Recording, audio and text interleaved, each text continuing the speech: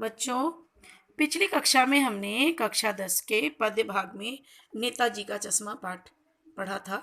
आज मैं उसी में आगे बढ़ती हूँ कि हालदार साहब, पिछली कक्षा में हमने देखा कि हालदार साहब सरकारी कर्मी हैं जो गुजरते हैं एक कस्बे से होकर, और वहाँ मूर्ति पर लगा हुआ सचमुच का चश्मा उन्हें जो है बड़े आश्चर्य का विषय लगता है। और फिर पता करने पर उन्हें पता लगता है कि मूर्तिकार ने चश्मा नहीं बनाया था, और एक कैप्टन है जो फेरी लगाकर चश्मे बेचता है, और अपनी देशभक्ति की भावना के कारण उसे ये बात अच्छी नहीं लगती कि मूर्ति पर चश्मा नहीं है, और वो बार बार मूर्ति पर चश्मा लगा देता है। अब हम आगे पढ़ते हैं। कस्बे से अब कैप्टन की मृत्यु हो जाती है।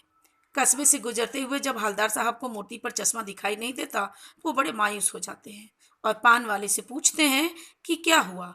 तो पान वाला बताता है कि कैप्टन की मृत्यु हो गई है।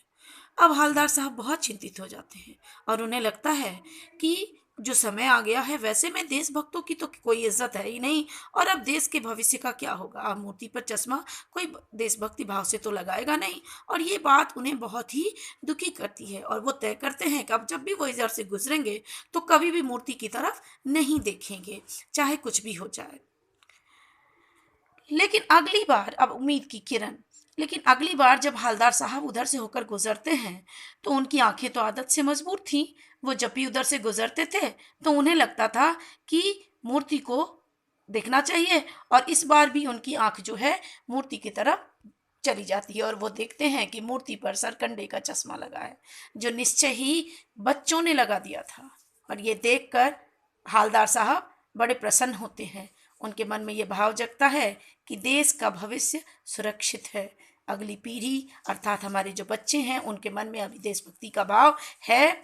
वे देशभक्ति की जो अपनी भावना है उसे बनाए रखेंगे।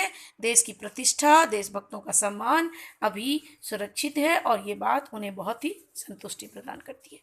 अब हम आते हैं लेखक के उद्देश्य पर कि लेखक ने किस उद्देश्य से ये कहानी लिखी है।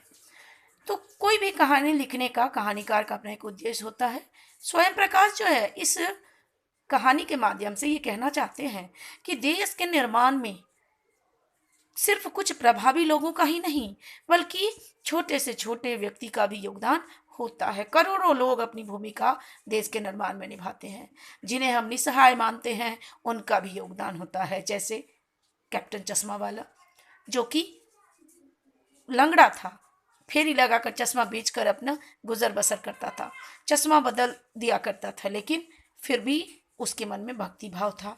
बच्चे जिन्हें कैप्टन की मृत्यु के बाद बिना चश्मे की मूर्ति नहीं भाती है, और वो नेताजी के सम्मान को देखते हुए उस पर चश्मा लगा देते हैं। तो इस तरह हम देखते हैं कि इस पाठ में देश की बातें की गई हैं, और मनुष्य किसी के प्रति जो कर्जदार होता है, हम अपने देशभक्तों के प्रति कर्जदार हैं, और उनके प्रति हमारा कर्तव्य है कि हम उन्हें याद रखें, उनका सम्मान करें। अब आते हैं, आपको मैंने 2 गृह कार्य दिया है। हवलदार साहब कैप्टन को देखकर अवाक रह गए, क्यों, और कैप्टन द्वारा चश्मा बदलना और लगाना क्या संदेश देता है।